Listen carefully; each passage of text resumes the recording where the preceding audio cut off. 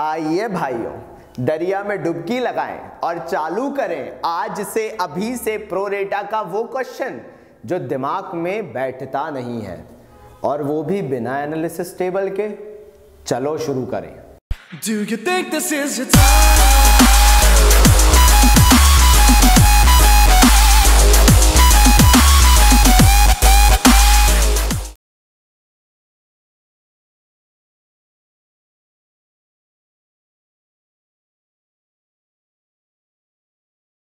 तो यार क्वेश्चन कहता क्या है, एच लिमिटेड एक कंपनी थी, इसने मार्केट में 20,000 शेयर इशू किए हैं। ठीक है भाई, कोई बहुत बड़ी बात नहीं है, और हर शेयर 10 रुपए का है। दिमाग देखो, दिमाग में बैठना चाहिए। फिर से बोल रहा हूं, एच लिमिटेड कंपनी है जिसने 20,000 शेयर मार्केट में इशू किए, हर शेयर है 10 रुपए का। अब हुआ क्या, उन्होंने बोला कि हमें एप्लीकेशन रिसीव हुई 30,000 की और प्रो रेटा कर दिया 24 को। अब देखो हिंट क्या दे रहे हैं, दिमाग, फिर से मैंने वही बोला, जब तक दिमाग नहीं चलाओगे तब तक मजा नहीं आएगा, तो दिमाग चलाना जरूरी है। तो 24,000 शेयर्स को प्रो रेटा किया है, जैसा मैं बोल ही रहा हूं। तो चलिए समझना चालू करते हैं कि क्वेश्चन हुआ क्या। दिमाग में भरना है, नो एनालिसिस टेबल। हो गए वो जमाने यार, 1990 में नहीं जी रहे हो। और जिनको एनालिसिस टेबल बहुत अच्छी लगती है, तथास्तु, तुम लोग बहुत अच्छा काम कर रहे हो। लेकिन मॉडर्नाइजेशन का मतलब ही होता है एफर्ट्स को कम करना और इसको ज्यादा यूज करना। चलो पहली एंट्री, कितने शेयर्स हैं जिन पे एप्लीकेशन मनी रिसीव हो रहा है? 30,000। एप्लीकेशन मनी कितने रुपए का है? 2 रुपए का, तो यहां लिख देंगे 60,000। मैं ज्यादा सोच ही नहीं रहा हूं, मैं बहुत बेसिक तरीके से कर रहा हूं। मैं अपने 15 मिनट एनालिसिस टेबल पे नहीं निकाल सकता, उसके बाद 15 मिनट जर्नल एंट्रीज पे नहीं निकाल सकता। मेरे पास इतना टाइम नहीं है, ना मेरे स्टूडेंट्स के पास होता है, इसलिए सीधे जर्नल एंट्रीज सीधे करना है। चलो पहली एंट्री हो गई। दूसरी entry, share application account debit to share capital account. मैंने आपको एप्लीकेशन का बताया था, जो क्रेडिट होता है वही का वही डेबिट उतार लेते हैं, क्योंकि अब हमें इसको एडजस्ट करना है। जो मार्केट में शेयर इशू हुए हैं वो है सिर्फ 20,000 शेयर्स, तो 20,000 shares multiplied by again application money जो कि है 2 रुपए, तो 20,000 इंटू 2 रुपए कितना हो जाएगा? 40,000 रुपए। ये 40,000 रुपए लिख दिया गया शेयर कैपिटल का। ठीक है, अब उन्होंने बोला है, ध्यान से सुनना, फिर वही दिमाग की बात बोलने वाला हूं। कितने को प्रो रेटा किया? 24,000 को। मतलब कहने का ये है वो बिजनेस में 24,000 शेयर जो हैं उनको रख रहे हैं। यानी अगर उन्होंने 24,000 शेयर एक्सेप्ट कर लिए हैं, तो एप्लीकेशन तो 30,000 शेयर्स की मिली थी, तो बाकी 6,000 शेयर्स के साथ क्या किया होगा? बाकी 6,000 शेयर्स को अगर प्रो रेटा 24 को कर रहे हैं, तो बाकी 6,000 ऑटोमेटिकली कहना चाहते हैं वो कि वो रिजेक्ट कर रहे हैं। सीधी सी बात है। तो मैं क्या करूंगा, यहां पे लिखूंगा टू बैंक अकाउंट, और मैंने कितने रिजेक्ट कर दिए? 6,000 इंटू फिर एप्लीकेशन 2 रुपए के हिसाब से कितना हो जाएगा? 12,000 रुपए हो जाएगा। ठीक है, ये चीज कैसे आया, समझ में आ गया। अब 24,000 को प्रोरेटा कर रहे हैं। सर ये प्रोरेटा का मतलब क्या हुआ? बताता हूं भाई क्या हुआ। प्रोरेटा का मतलब होता है भाई भाई खेलना। कैसे? 24,000 को प्रोरेटा किया है। आप जानते हो कि मैक्सिमम शेयर्स जो है वो 20,000 शेयर्स ही अलॉट किए जा सकते हैं, उससे ज्यादा शेयर अलॉट किए ही नहीं जा सकते। सिखाया मैंने आपको, क्योंकि कंपनी जो है वो जितने शेयर इशू करती है उतने ही अलॉट कर सकती है। अगर 24 को 20,000 शेयर ही अलॉट हो सकते हैं, तो एक्सेस शेयर कितने बचेंगे? 4,000। ये कौन से शेयर्स हैं? इनटू इसको किससे मल्टीप्लाई कर देंगे? एप्लीकेशन मनी से, क्योंकि एप्लीकेशन के टाइम का है। 4,000 इंटू 2 कितना होता है भाई? 8,000 रुपए। 8,000 रुपए पूरा कहां जाना चाहिए? कहां? अलॉटमेंट में जाना चाहिए। क्यों जाना चाहिए मालूम ही है वो तो आपको, क्योंकि सबसे पहले अगर एक्सेस मनी एडजस्ट होता है तो एप्लीकेशन के बाद सबसे पहले क्या पड़ता है? अलॉटमेंट। सर क्या गारंटी अलॉटमेंट में पूरा पैसा चला जाएगा? मतलब कुछ तो गारंटी होना चाहिए, है ना गारंटी। देखो भाई, 24,000 को मैक्सिमम कितने शेयर अलॉट कर रहे हो? 20,000 ना। अलॉटमेंट जब मंगवाओगे तो 20,000 शेयर पे मंगवाओगे। 20,000 इंटू अलॉटमेंट है 5 रुपए का, जरा चेक करो तो अलॉटमेंट पे कितना रुपए मंगवाओगे आप? 1 लाख रुपए। आपको एक्सेस कितना एडजस्ट करना है? सिर्फ 8,000 रुपए। क्या 1 लाख रुपए के अंदर 8,000 रुपए एडजस्ट नहीं हो सकता? ये वो पैसा है जो अलॉटमेंट पे मंगवाओगे, ये वो पैसा है जो आपके पास as a company excess money पड़ा हुआ है। 8,000 एडजस्ट करना है 1 लाख रुपए के अंदर, बिल्कुल एडजस्ट हो जाएगा। यानी पूरा जो एक्सेस मनी है वो अलॉटमेंट के अंदर एडजस्ट हो सकता है। इतना सा काम करने के लिए कौन एनालिसिस टेबल बनाता है यार? पागलपंती थोड़ा ना करनी है, अपन को क्वेश्चन करना है। चलो क्या करें, अब हमारे पास ये आ गया, हम बाकी पैसा कहां डाल देंगे? शेयर अलॉटमेंट में। लिखेंगे हम एंट्री 2। क्या करें भाई, कितने शेयर? 4,000 शेयर एक्सेस थे, इनटू एप्लीकेशन मनी कितना? 2 रुपए का, डाल दिया हमने 8,000 रुपए काय में? अलॉटमेंट में। आ गया इतना समझ में? जल्दी लिखो, मुझे पॉज दे दो यहाँ पे। कर लिया ना? चलो अब अलॉटमेंट को ड्यू करते हैं। अब इस क्वेश्चन में प्रीमियम है, दिख रहा है क्लियरली कि अलॉटमेंट के टाइम पे प्रीमियम है। 2 रुपए एप्लीकेशन है, 5 रुपए अलॉटमेंट है, 3 रुपए फर्स्ट कॉल है, 2 रुपए सेकंड एंड फाइनल कॉल है। ठीक है ना? तो अलॉटमेंट पे 2 रुपए का प्रीमियम है। तो यार देखो क्या होगी एंट्री, पहली चीज सर बाबा जी प्रीमियम को क्रेडिट क्यों किया? कंपनी जो है 10 रुपए के ऊपर पैसा मंगवा रही है, और अगर पैसा ज्यादा मंगवा रही है तो कंपनी के लिए फायदा है। All incomes and gains are credited, इसलिए एसपीआर क्रेडिट हो रहा है। ठीक है, ये लॉजिक समझ में आया। शेयर अलॉटमेंट अकाउंट डेबिट 5 रुपए से करेंगे क्योंकि अलॉटमेंट पे टोटल 5 रुपए मिल रहा है। 5 रुपए इंटू जो इशूड शेयर है वो है 20,000 रुपीज, या सॉरी 20,000 शेयर, सॉरी। तो 20,000 इंटू 5 रुपए कितना हो जाएगा? 1 लाख रुपीज। ये हो गया 1 लाख रुपीज। मैंने बताया शेयर कैपिटल में हमेशा पार पार पार पार पार वैल्यू से जाता है, लिख लो, दिमाग में भर लो। नहीं आ रहा है तो फिर भी मैं एक बार और अच्छे से बोल देता हूं, बिल्कुल सुकून से। जहां शेयर कैपिटल लिखा होगा वहां पार से ही जाएगा। पार कितना है? Share capital allotment par value, मतलब अलॉटमेंट की एक्चुअल वैल्यू क्या है? अगर प्रीमियम को हटा दो तो 5 रुपए का अलॉटमेंट है, प्रीमियम 2 रुपए का है। 5 रुपए के अलॉटमेंट में से 2 रुपए का प्रीमियम हटा दो, अलॉटमेंट की एक्चुअल कोर वैल्यू कितनी बची? 3 रुपए। तो 3 रुपए इंटू 20,000 शेयर कितना हो जाएगा? 60,000। ठीक है, एसपीआर क्रेडिट कर रहा है। एसपीआर क्रेडिट करने का मतलब एसपीआर का पैसा मिल रहा है, एसपीआर मिल रहा है 2 रुपए, लिखा हुआ है ना प्रीमियम 2 रुपए का है। कितने शेयर पे मिल रहा है? 20,000 शेयर पे। तो ये कितना हो जाएगा एसपीआर? 40,000। सर आपने ड्यू की एंट्री में क्यों दिखाया प्रीमियम, रिसीव की एंट्री में क्यों नहीं दिखा सकते? अरे भाई एक बात बताओ, मैं तुमसे बोलता हूं कि यार ये क्या बोलूं यार।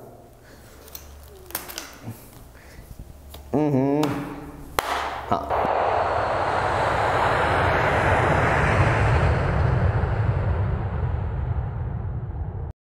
ये बॉटल जो है ये 100 रुपए की है, इस पे एमआरपी 100 रुपए लगा हुआ है। ठीक है, अब मैं तुमसे बोलूं मुझे 110 रुपए दो, तो जैसे ही मैं बोलूंगा 110 रुपए दो, तो मुझसे लॉजिक या रीजन नहीं पूछोगे कि मुझसे ज्यादा पैसा क्यों मांग रहे हो। ऐसे ही आपको तब तक अलॉटमेंट का पैसा नहीं मिल सकता है जब तक आप ये क्लियरिटी नहीं लेके आते हो कि यार एक्सेस पैसा क्यों मांग रहे हो।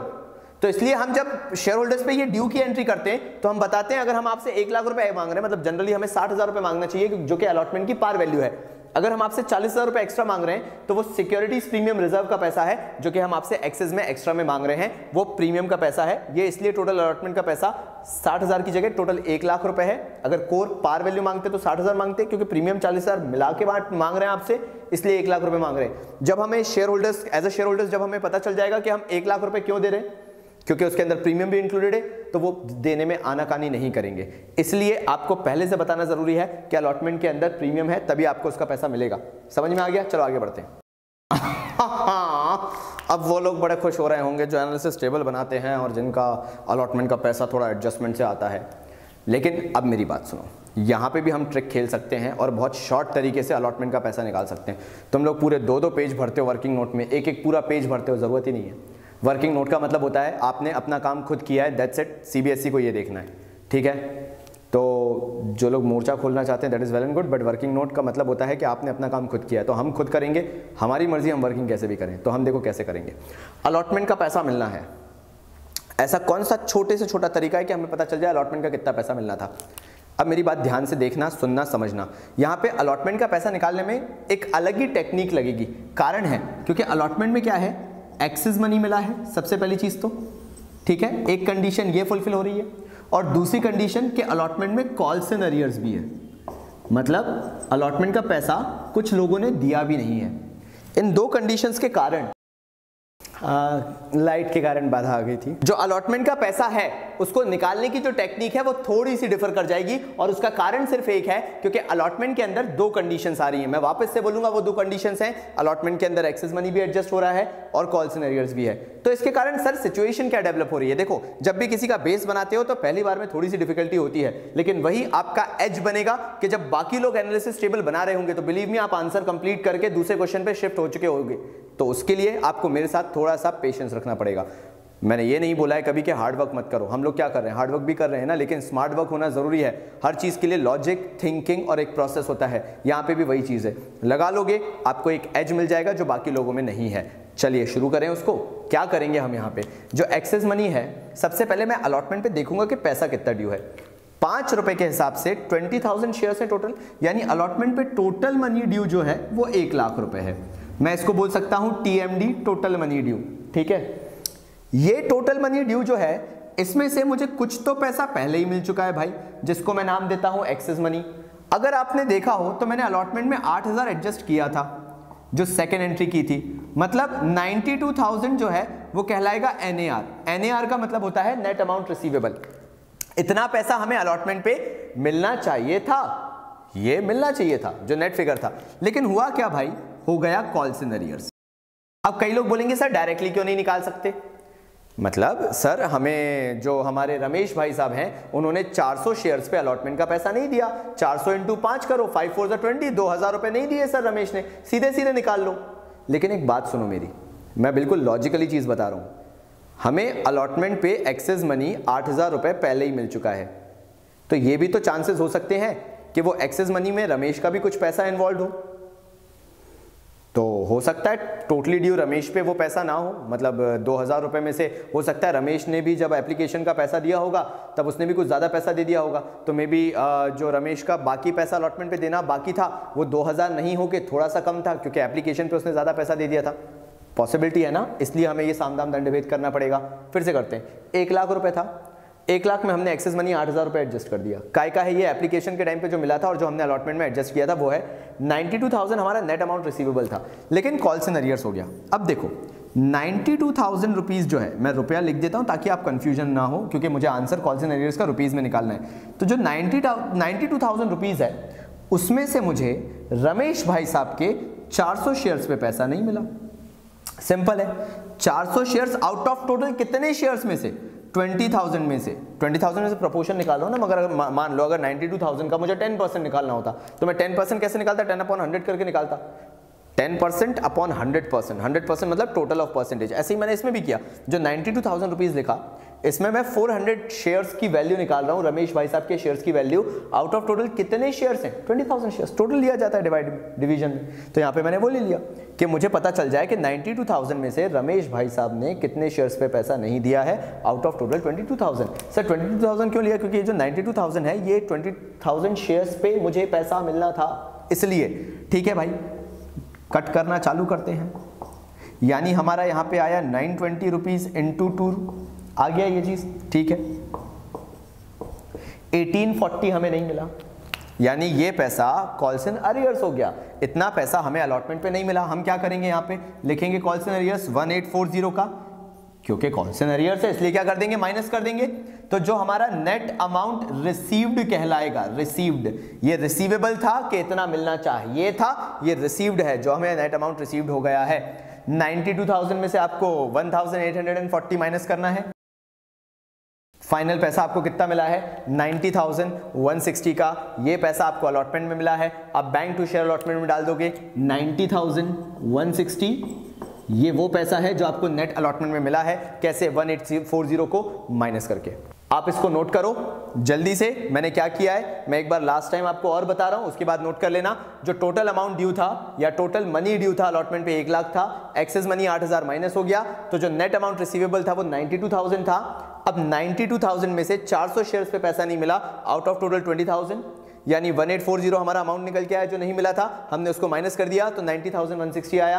अगर हम नॉर्मली निकालते तो रमेश के 400 शेयर इंटू जो हमारा अलॉटमेंट का 5 रुपए है, 400 इंटू 5 रुपए करते तो वैसे जनरली 2,000 रुपए आ रहा था, लेकिन क्योंकि एक्सेस मनी वाला एडजस्टमेंट था इसलिए रमेश का भी कुछ एक्सेस मनी रहा होगा, इसलिए रमेश ने 1840 नहीं दिया है, ये हमने बाय फॉर्मूला निकाल लिया। हमने 1840 को माइनस किया 92,000 से, तो नेट अमाउंट जो रिसीव्ड हुआ है अलॉटमेंट पे वो हुआ है 90,160 का। नोट करिए ताकि हम आगे बढ़ सके।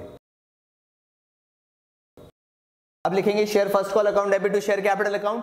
फर्स्ट कॉल कितने रुपए का है, 3 रुपए का, 20,000 शेयर्स पे है तो हम लिख देंगे 60,000 रुपीज। अब लिखेंगे bank account debit to share first call. देखो भाई, फर्स्ट कॉल का पैसा ना रमेश ने दिया है, नीचे क्वेश्चन में आओगे तो ना मोहन ने दिया है, दोनों ने फर्स्ट कॉल का पैसा मिलकर नहीं दिया है। रमेश ने 400 शेयर पे नहीं दिया है, मोहन ने 600 शेयर पे नहीं दिया है, मतलब 1000 शेयर पे फर्स्ट कॉल का पैसा नहीं मिला है, क्योंकि फर्स्ट कॉल में कोई एक्सेस मनी एडजस्टमेंट नहीं है। जो एक्सेस मनी एडजस्टमेंट था वो सिर्फ अलॉटमेंट तक था, इसलिए इसका पैसा मैं सिंपली भी निकाल सकता हूं क्योंकि इसमें मुझे कोई एक्सेस मनी एडजस्ट नहीं करना था। तो यानी 1000 शेयर पे अगर मुझे फर्स्ट कॉल का पैसा नहीं मिला है तो 1000 इंटू 3 3000 रुपए नहीं मिला है, मैं सीधे अमाउंट कितना लिख दूंगा 57,000। ये सीधे सीधे मेरा आंसर आ गया फर्स्ट कॉल का। जो भी पैसा नहीं मिला था वो मैंने इस तरीके से लिख दिया। अब क्या करें, ये जो पैसा नहीं मिला था उसको एडजस्ट करके इस तरीके से लिख दिया है, उसके बाद क्या करना है। अब क्वेश्चन अगर आप ध्यान से देखें तो रमेश जिसके 400 शेयर्स थे fail to pay the allotment money and on his subsequent failure to pay the first call his shares were forfeited. इसके जस्ट बाद फोरफीचर की एंट्री आएगी। और जो मैं अभी तक रट लगाया हुआ था ना कि शेयर कैपिटल में उतना पैसा आता है जितना मंगवा लिया, उतना पैसा आता है जितना मंगवा लिया, जो प्रीवियस वीडियोस में आपने देखा होगा, यहां पे उसका लॉजिक डिफाइन होगा। देखना क्या करेंगे। तो फोरफीचर की एंट्री सिंपली करना चालू करते हैं यार। सबसे पहले तो शेयर कैपिटल अकाउंट डेबिट। देखो भाई, हम कर रहे हैं 400 शेयर्स फोरफीट, और क्योंकि मैंने फर्स्ट कॉल तक का ही पैसा मंगवाया है, और फर्स्ट कॉल तक जो पैसा है वो है 8 रुपए। कैसे आया 8 रुपए सर? देखो भाई, दो एप्लीकेशन का माना अलॉटमेंट पे 5 रुपए है, लेकिन शेयर कैपिटल में हमेशा जाता है पार वैल्यू से। तो अगर अलॉटमेंट 5 रुपए का है, 2 रुपए का प्रीमियम हटा दो उसमें से, तो अलॉटमेंट बचा 3 रुपए का।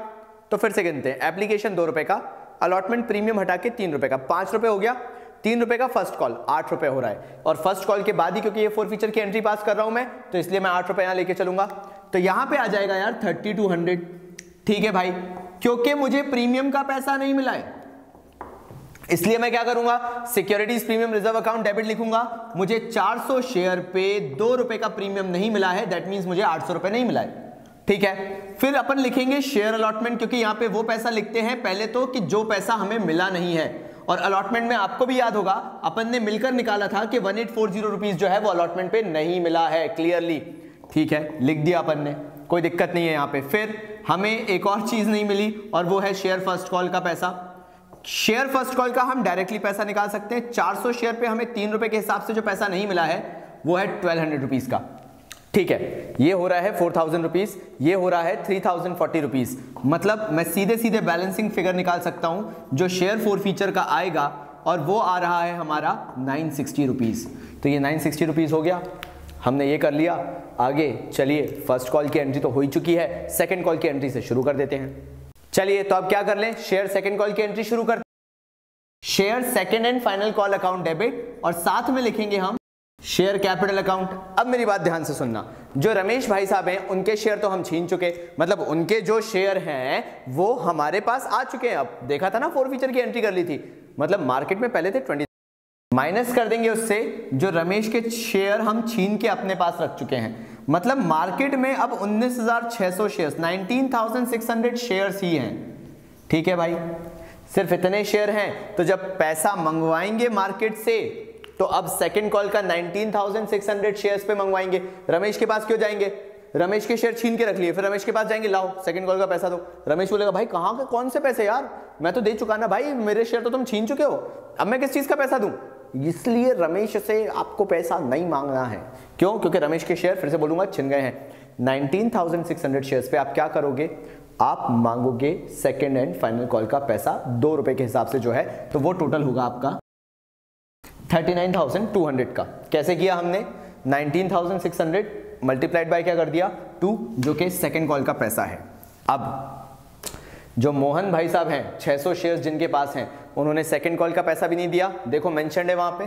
तो जब हम लिखेंगे bank account debit share second and final call account, तो जो हमारे मोहन भाई साहब हैं जिनके पास 600 शेयर हैं, 2 रुपए के हिसाब से उन्हें टोटल 1200 रुपीज नहीं दिया होगा। हम 39,200 में से 1200 माइनस कर देंगे, यानी फाइनल जो वैल्यू मिलेगी हमें वो 38,000 मिलेगी सेकंड एंड फाइनल कॉल पे। कैसे आया ये सेकंड एंड फाइनल कॉल का पैसा, ये जो 1200 रुपीज था किसका, जो हमारे मोहन भाई साहब हैं, उन्होंने जो पैसा नहीं दिया वो मैंने माइनस करके यहां पे लिख दिया। ये आपका फाइनल कॉल का पैसा आ गया जो मिला है। इसके बाद बोला गया कि जो मोहन भाई साहब हैं उनके शेयर भी आपने छीन लिए, फोरफीचर की एंट्री पास कर देते हैं। चलो बताओ जल्दी जल्दी, क्या इसमें सिक्योरिटीज प्रीमियम रिजर्व मैं डेबिट करूंगा, नहीं करूंगा, क्योंकि ये जो मोहन भाई साहब हैं इन्होंने तो फर्स्ट कॉल और सेकंड कॉल नहीं दिया है ना, क्वेश्चन में क्लियरली गिवन है। मतलब वो क्या दे चुके होंगे, अलॉटमेंट दे चुके होंगे, और अगर अलॉटमेंट दे चुके होंगे तो वो प्रीमियम भी दे चुके होंगे, और अगर प्रीमियम दे चुके होंगे तो प्रीमियम इसके अंदर इंक्लूड नहीं होगा। ठीक है भाई, चलो आगे बढ़ते हैं। तो शेयर क्या लिखेंगे, फर्स्ट कॉल, और शेयर सेकंड कॉल का पैसा भी नहीं दिया। जिनको share second and final call लिखना है वो लिख लेना, मैंने शेयर सेकंड कॉल लिख दिया। ठीक है, तो बाकी पैसा क्या कहलाएगा, शेयर फोरफीचर में वो पैसा जाता है जो हम छीनेंगे। अब शेयर कैपिटल में मैं पूरा 10 रुपए से लूंगा, यानी जो मोहन भाई साहब के 600 शेयर हैं उनको 10 रुपए से मल्टीप्लाई करूंगा, और 10 रुपए से मल्टीप्लाई करने का कारण है क्योंकि मेरा हक है कि मैंने सेकंड कॉल तक का पैसा मंगवाया था, तो उस कॉल तक का पूरा लेखा जोखा दूंगा मैं। तो 600 इंटू 10 यहां पे आ जाएगा भाई 6,000 rupees, 600 into 10 that will be 6,000 rupees. First call पे 600 शेयर्स पे जो मोहन भाई साहब हैं उनके 600 शेयर हैं और फर्स्ट कॉल अगर आप चेक करोगे तो 3 रुपीज़ का है। 600 इंटू 3 1800 रुपीज़ जो है वो फर्स्ट कॉल नहीं दिया। ठीक है भाई, सेकंड कॉल 600 इंटू ₹2 कितना हो जाएगा 1200 यहाँ पे नहीं मिला तो शेयर फॉर फीचर में कितना मिल गया होगा 6000 माइनस अगर इन दोनों को करो तो 3000 होता है तो बचेगा कितना 3000। ये चला गया आपका शेयर फॉर फीचर में। ठीक है, कोई बहुत बड़ी चीज नहीं थी, नॉर्मल था यहां तक तो कर लो इसे, मुझे पॉज कर दो, मैं आगे बढ़ रहा हूं। चलो भाई अब बात करते हैं री इशू की। ज्यादा पैनिक मत हुआ करो, शेयर्स में पैनिक होना सबसे वर्स्ट सिचुएशन है।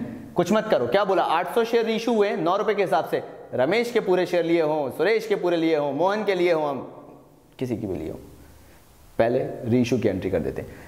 बैंक अकाउंट डेबिट कितने शेयर री इशू हुए 800, कितने रुपए पे 9 रुपए पे fully paid up. Fully paid up मतलब 10 रुपए के हिसाब से शेयर लेके चलना है। तो यार ये तो बहुत ही सिंपल है, अभी तो पहले ये कर लेते हैं 8 9 से 72 तो ये हो जाएगा 7200 में री इशू हुए हैं। फिर आ जाएगा आपका नुकसान हुआ है 1 रुपए का क्योंकि फुल्ली पेड अप शेयर है तो शेयर फॉर फीचर अकाउंट या शेयर फॉरफीटेड अकाउंट डेबिट में कितना आ जाएगा भाई 800 शेयर पे 1 रुपए का नुकसान हो रहा है क्योंकि 10 रुपए के हिसाब से फुल्ली पेड अप है तो 800 इंटू 1 करके मैं कितना लिख दूं यहाँ पे 800 रुपए और क्या हो जाएगा ये शेयर कैपिटल अकाउंट 8000 रुपए। यहां तक क्लियर है। अब फाइनली हमें काय की एंट्री करनी है share forfeiture account debit to capital reserve account क्योंकि इसमें कितना पैसा आएगा। अब एनालिसिस टेबल की जरूरत पड़ेगी क्या? नहीं, कोई जरूरत नहीं है। देखो भाई उन्होंने बोला कि जब रीइशू हुआ तो हमने रमेश के पूरे शेयर लिए हैं, जो 800 शेयर रीइशू हुए हैं उसमें रमेश के पूरे शेयर हैं, कोई इशू नहीं है। 2 लोगों की फॉरफीचर किए ना। जनरली जो फॉर्मूला होता है कैपिटल रिजर्व निकालने का वो होता है credit balance minus debit balance. मेरी बात सुनना और स्टेप बाय स्टेप मुझे फॉलो करना। मैंने वही बोला है, कुछ ऐसा ज्ञान प्राप्त करने के लिए जिसमें तुम्हें बाकी सब में एज मिले। जब लोग एनालिसिस टेबल बना रहे हो तो तुम आंसर चुटकियों में निकाल के दूसरे क्वेश्चन पे जंप कर चुके हो, उसके लिए कुछ थोड़ा एडिशनल ज्ञान जरूरी है। जनरली होता क्या है, अगर हमें कैपिटल रिजर्व का आंसर निकालना है, जो credit balance of share forfeiture होता है, हम उसमें से debit balance of share forfeiture minus कर देते हैं। ये बेसिक तरीका है बैलेंस निकालने का कैपिटल रिजर्व का।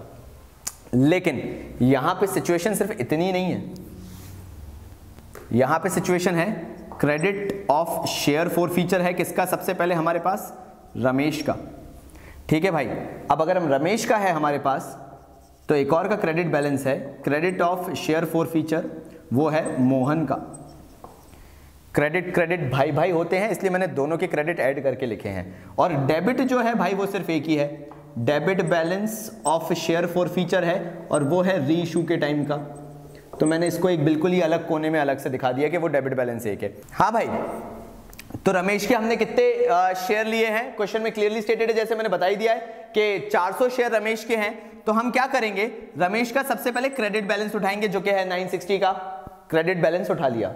अब क्या करेंगे, रमेश के रीशूट शेयर कितने हैं 400, हमने 400 एज इट इज लिख दिया।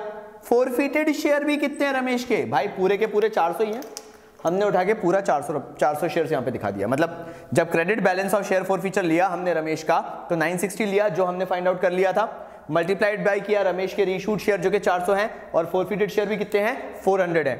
अब इसमें आप करोगे प्लस क्या करें भाई, credit balance of share forfeiture of Mohan जो था, अगर आपको याद हो अभी जस्ट थोड़ी देर पहले किया था तो वो आया था 3000 रुपीज इनटू मोहन। अगर मैंने रमेश के 400 शेयर्स लिए हैं आउट ऑफ टोटल 800 शेयर्स जो मैं रीइश्यू कर रहा हूं, तो बचे हुए 400 मैंने मोहन के लिए होंगे बट ऑब्वियसली तो मैंने 400 लिख दिया। मोहन के जो फॉरफीट किए थे वो 600 शेयर्स थे तो मैंने वो 600 लिख दिए नीचे, क्योंकि नीचे लिखे जाते हैं जो फॉरफीटेड शेयर्स हैं। ठीक है, माइनस करेंगे डेबिट बैलेंस जो कि 800 था, ये लिखा हुआ है 800 का डेबिट बैलेंस। फाइनली क्या करेंगे, आंसर निकालेंगे। आंसर कैसे आएगा भाई, 960 ये हो जाएगा प्लस 2000 और माइनस कर देंगे 800, तो 960 प्लस 2000 विल बी 2960 माइनस 800 करेंगे तो आ जाएगा 2160। ये जो वैल्यू आएगी ये आपकी यहां पे पोस्ट हो जाएगी भाई 2160 की। ये आपका फाइनल आंसर है, बिना बात के बिना टेंशन के सीधे सीधे आंसर आ गया, कोई दिक्कत नहीं है। क्या समझ में आ गई ये चीज? ठीक है, इस तरीके से आप चाहो तो आंसर बहुत जल्दी बहुत डायरेक्टली निकाल सकते हो, आपके ऊपर है आप कैसे निकालते हो। ठीक है, इसको आप नोट डाउन कर लो, फिर अपन नेक्स्ट एक और बड़ा क्वेश्चन करेंगे। शांत रहना, तब तक के लिए बाबा जी की तरफ से धन्यवाद।